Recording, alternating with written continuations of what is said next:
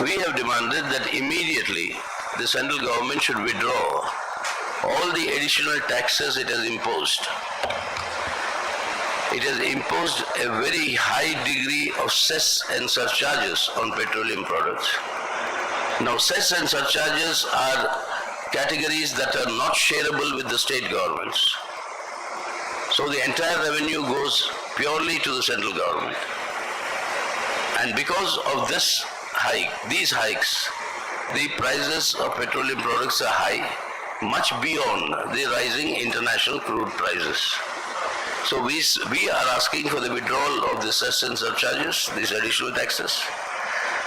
And for resource mobilization, we say you tax the rich, you have a super rich tax when you consider that, instead of giving corporate concessions that they continue to give. Even in the pandemic year, last year, they gave a corporate tax concession of 8%. And they collect their revenue through these hikes in petroleum prices from the people. That is, benefit the rich and squeeze the people with higher prices for your revenue. That is not acceptable. So withdraw these additional taxes and reduce the prices of petroleum products. That is the concrete demand that has been made through this resolution, which is circulated to you. We are happy and very, respectfully we acknowledge the fact that 40 international communist and workers' parties have sent their greetings, fraternal greetings of solidarity to this party congress.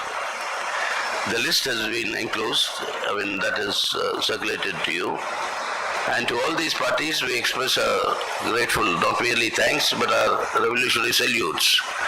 Because this, what is happening in the world today, a joint, combined effort of all contingents of the communist parties in the world, will have to be built up and strengthened to face the onslaught and assault of both this neoliberal economic offensive and the aggressive manner in which USA and US imperialism wants to further strengthen its hegemony over the world.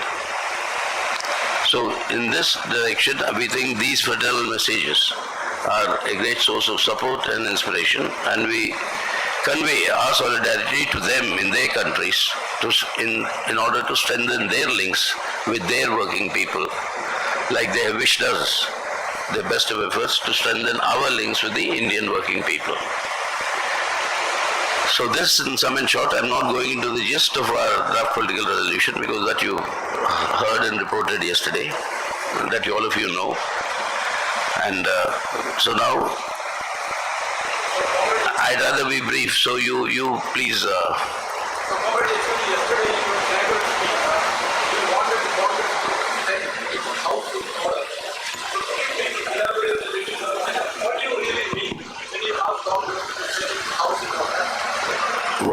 it is all explicitly said there. It is written there.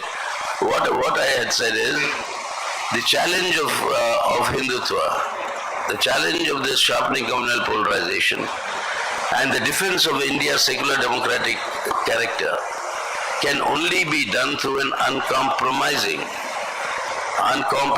commitment to secularism. Any prevarication or any compromising approach will only lead to strengthening them further, and that will also lead to danger for the parties who are taking such compromising, prevaricating positions, that their own people will start shifting towards the BJP. That I have said in my speech yesterday in written form, as experience has shown. So that is what all these parties have to set their houses in order. They have to be clear how they are going to combat these forces. We are saying our experience shows it has to be an uncompromising commitment to secularism, as we in practice are showing where we are in government in Kerala, our uncompromising commitment to secularism. So it's in that way they have to put their house in order.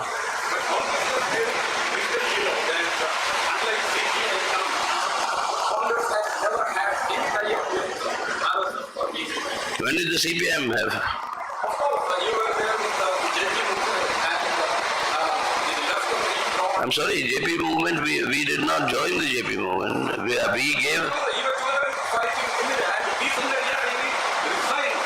Your general secretary resigned. Thank you for informing me about my party. You seem to be you seem to be more knowledgeable than I didn't know you were in the part of the Central Committee then and subsequently resigned or something. But the point is that is not the reason. And never has it been that we have been associated with these communal forces. In the fight against the emergency, they also fought, we also fought. If you follow your own history, you will also know when VP Singh became the Prime Minister, a combination was worked out called the National Front, Left Front. National Front was why we did not join, because the BJP was present. Why was it that VP Singh had to be supported from one side by the left and one side by the BJP? Because the left said we will not support you if BJP joins your government. Till date, you can ask Mr. Advani, he still, I'm sure, remembers those days. There used to be weekly dinners that the Prime Minister VP Singh would have, once with the left leaders, once with the BJP leaders. Such is the history, and please, for heaven's sake, we all know, I mean, we don't have, I don't want to name the Congress leaders who have gone to the BJP now. The Congress is such a great party of commitment, never went with the BJP. Why is the plethora of their leaders leaving and joining BJP? Tell me, you know more about them or about me.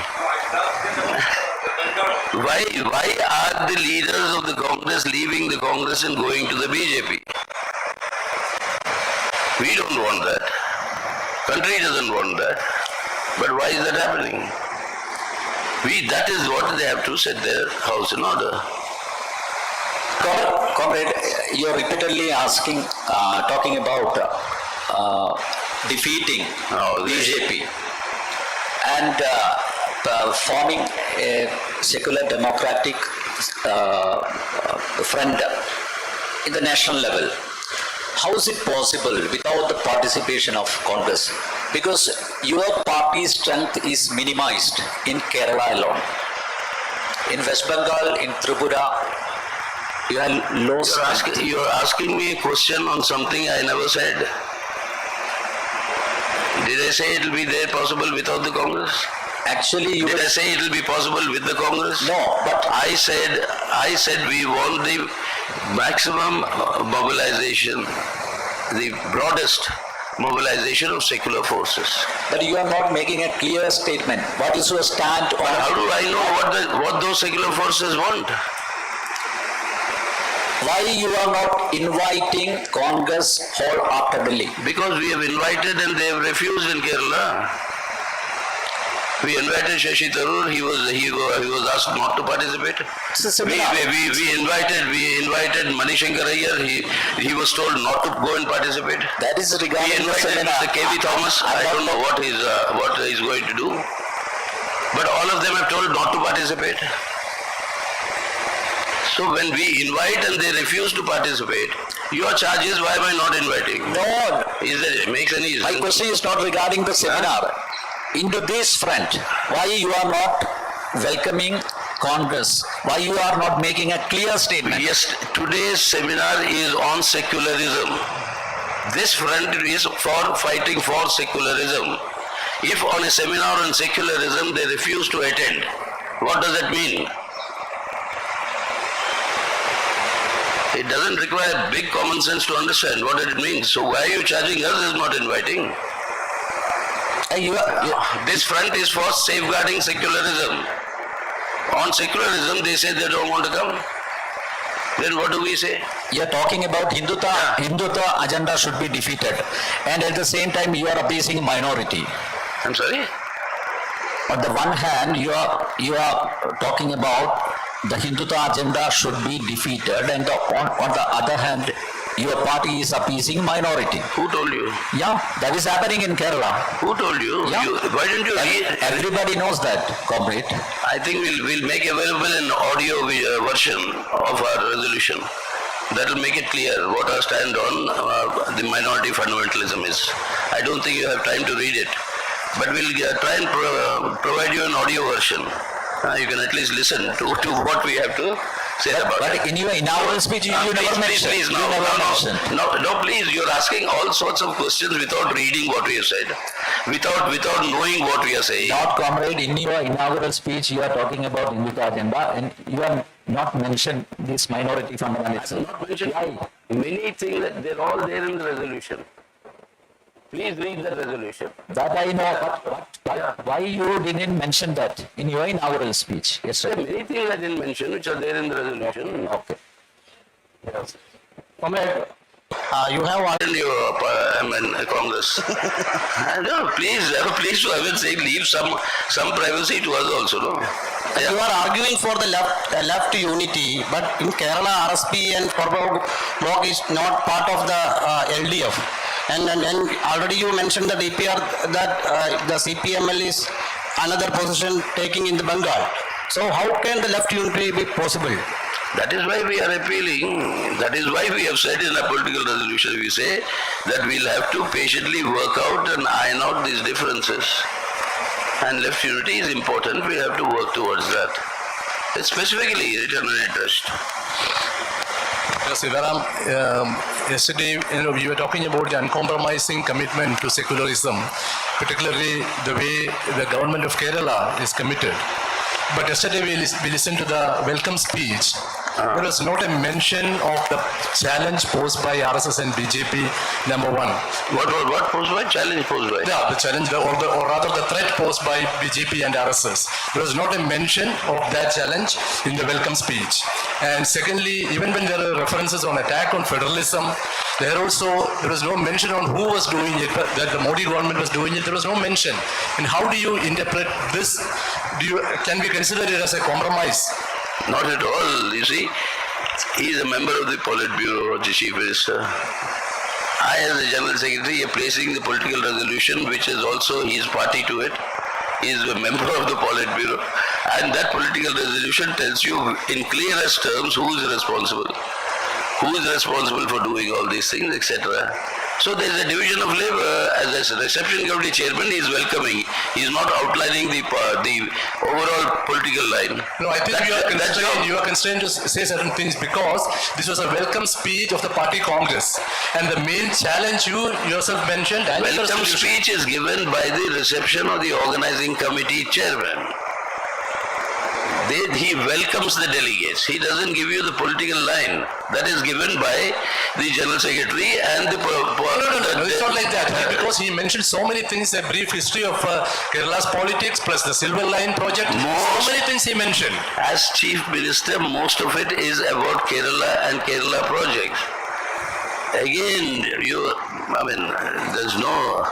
This thing, I can't only appeal to your common sense that you understand there's a division of labor. He's talking about Kerala projects, etc. and he's welcoming all of us. I'm talking about what is the party's All India line. The division of labor, very clearly. And so you now try to seek a contradiction in it. In the last few days, the two PBMs have made some statements about China.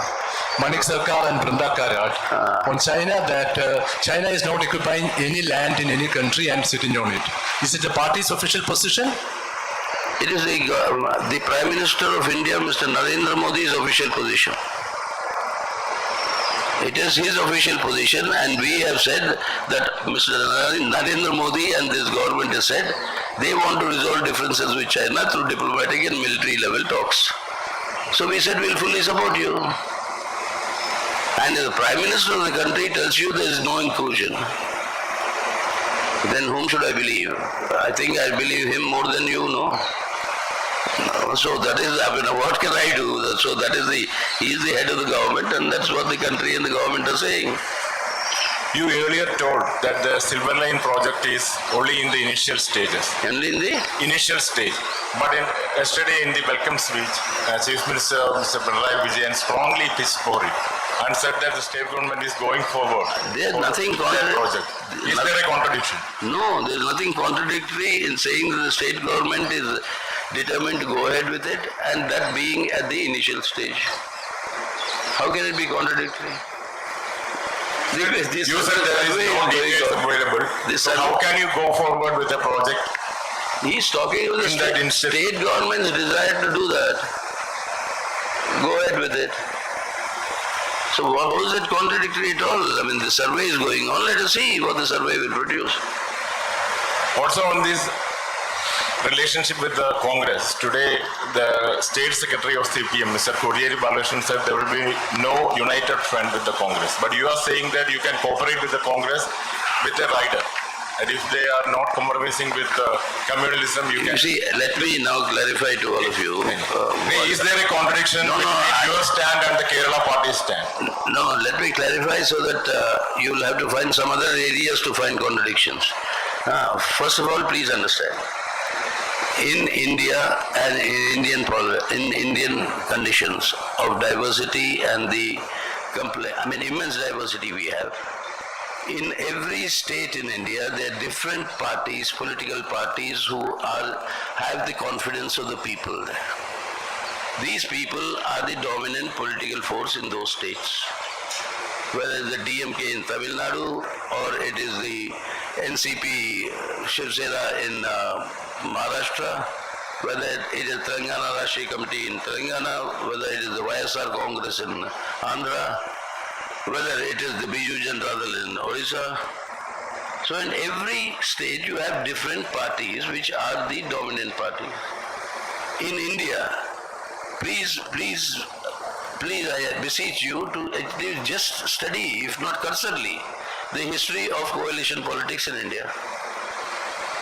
Never has a coalition government in India been formed on the basis of a front that was formed before elections. No All India front is formed before elections. Never has it happened. When Indira Gandhi was defeated in 1975, the Janata Party that formed the government with Morarji Desai as Prime Minister was formed in 1977 when it was defeated. Janata Party was formed after Indira Gandhi and the Congress's defeat. When VP Singh became the Prime Minister, the NF-LF combination was born after the election. When Devagowda became the Prime Minister, the United Front was born after the election.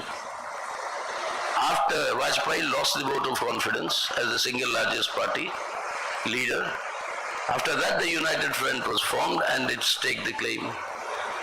In 1998, Mr. Vajpayee became the Prime Minister on the basis of a claim made by the NDA that was formed after election. When BJP could not get a majority, then the NDA was formed in 98. In 2004, Manmohan Singh became the Prime Minister when the UPA was formed after election. So please understand my country. If that is the case, Please understand my country's diversity and political situation. If that is the Please bear with me. And if that is the situation, even this time in 2024, there will not be any All India Front or alliance or formation before elections. Before every election, many people will come with a proposal for a regional front, for a third front, for a fourth front, for all sorts of fronts. Many aspirants will be there who want to lead it. This happens before every election. But finally, it is after the election that these fronts are formed. Before, what happens? What happens before the election? Before the elections in every state, that is what our tactics, electoral tactics we worked out in our resolution. In every state, the effort would be for the broadest mobilization of secular forces to maximize the pooling of the anti-BJP vote. To maximize the pooling of the anti-BJP vote, depending on the concrete situation in each state, whatever maximum possible, the broadest possible, that's why we use the word possible, the broadest possible mobilization of secular forces to defeat the BJP. So once in state levels these are worked out, like it happened in Tamil Nadu, like it happened in Assam, like it happened in various states that went to polls recently, happened in Bihar, it happened in UP, in various places where it has happened, and on that basis the national picture will emerge. So please don't jump the gun, so to speak, or wait till you cross the bridge when you come to that. That beforehand you say, will be so and so be there in the front, will so and so be there, not be there in the front. What will be there, who will be there, how it will come will be all post-election. No. The There question was no Congress-led any front in 2004. It emerged after election with the UPA. So you understand, that's why I'm saying, appealing to all of you, please understand my country in which I am doing politics. So this is what my country and its diversity and its experience is. But the question is, who is jumping the gun? If the formation is after the elections, how can the state secretary declare now that there won't be any united front with the Naturally, Congress? he is declaring now there won't be any. Not now. Now there won't be any, he is declaring now. Sir, regarding the Chinese incursion, regarding the Chinese incursion, what is the clear? That you asked Mr. K.V. Thomas, I think he's declared something today. He's coming. So we are as I told you, we invited them on secularism, on federalism, on safeguarding Indian Constitution. Now, we invited them. If they don't refuse to come, then what should I understand?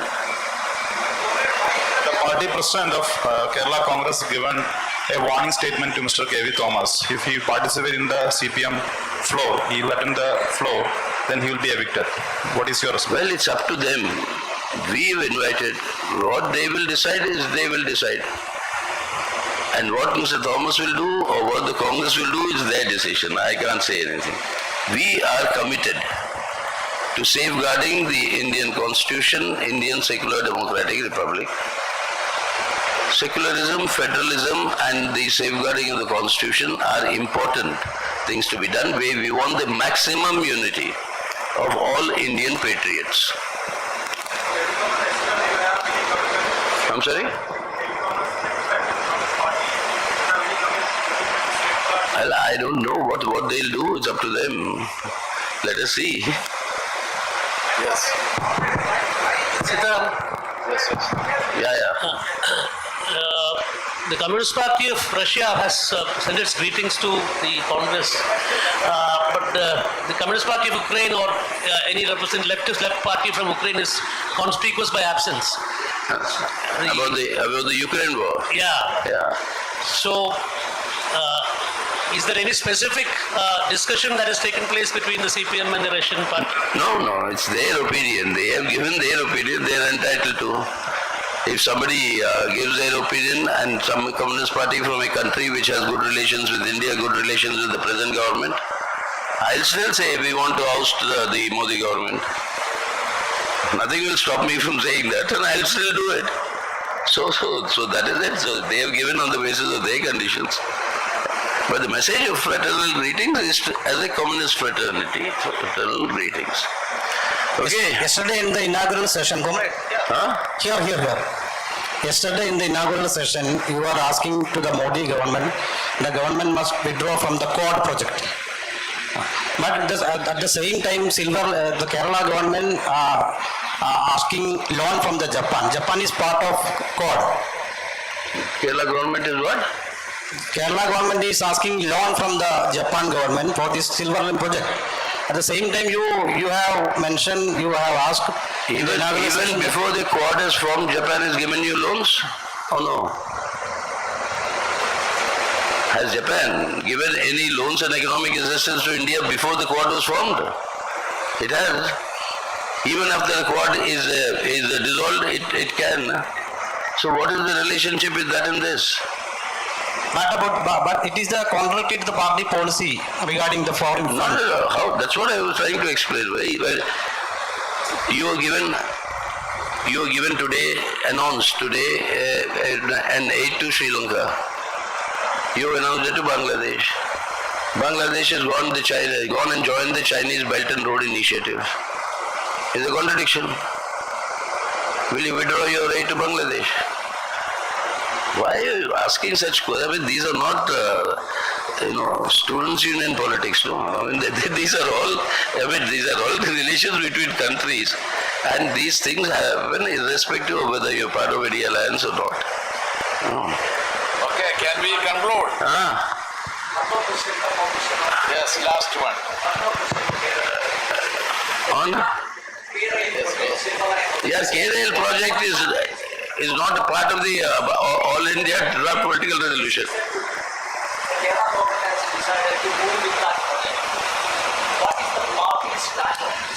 He asked me the question, I answered it. Mr. Prashant the Veshanet asked me, I answered it.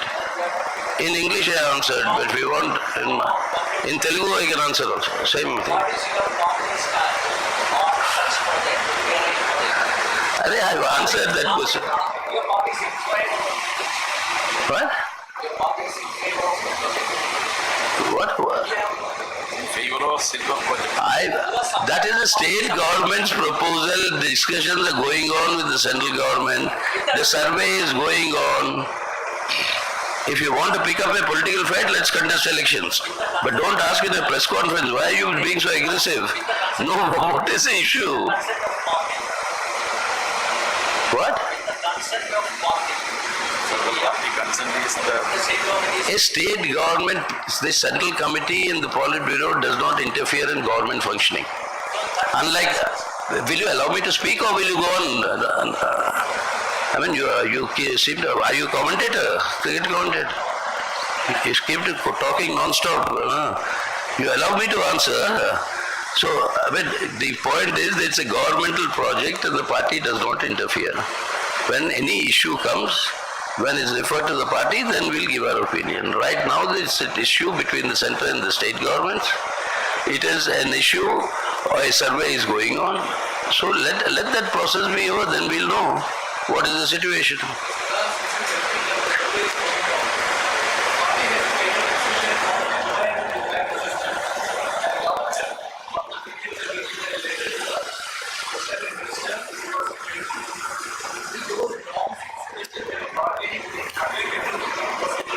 Party's norms will be applicable all over wherever party is. The question is, let this survey come out and tell us what is the situation. The ground situation, reality is not known. It has not yet been established. So let that be established. Let the discussions between the centre and the state be over. And then we'll know what is the status, then we can opine. But the CM was unequivocal in his comment here. The CM was unequivocal in his statement. He made it crystal clear that the government is determined to implement the project. And you are saying that the survey is going on, we will study the impact assessment. But the CM has made it clear that they will go to any extent to get the approval from the central government. And as far as the state government is concerned, it is the decision has been taken. What did the CM say after meeting the PM?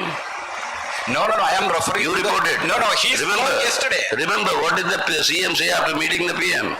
But let us come to the... Please remember what you wrote. Let us come back to immediate past. The CM spoke in his welcome speech that the government is determined to implement the project. You go round and round, you get the same answer. The PM and the CM have discussed. The outcome is yet to come. The state CM saying I am determined to carry it forward does not mean that it has been approved. What will the PM do, we'll have to see. That is why it is in the state of process, survey going on, the discussions going on. State government and the CM, we are determined to carry it. They are determined to carry it forward. So this is your message to the Kerala CM as well. That is Kerala CM has expressed the desire of the state government and the LDF to carry forward the project. That he has expressed. Yeah. But he has also at the same time said negotiations are on with the centre. It's a joint project and the survey is going on.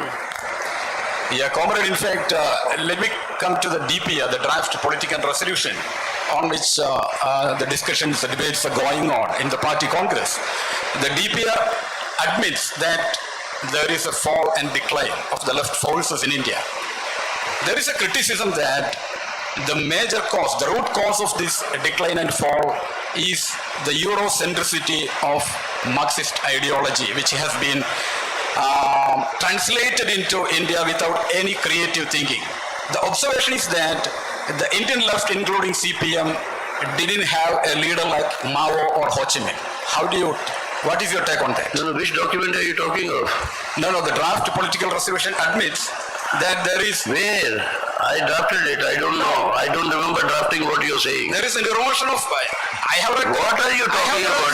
I have read the resolution. So you mean that there is an erosion of the left?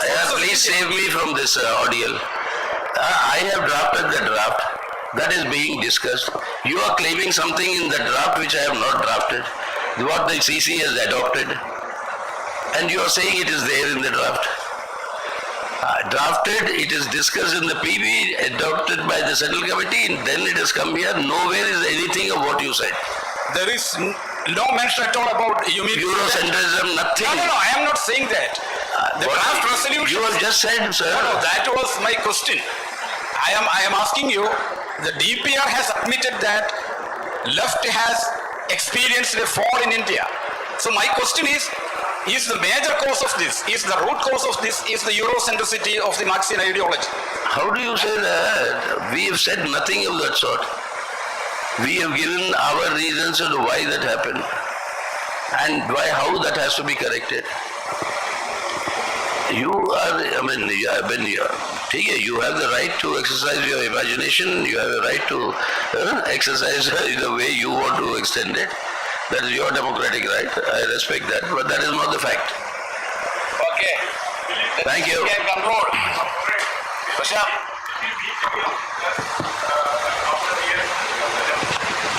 Tomorrow.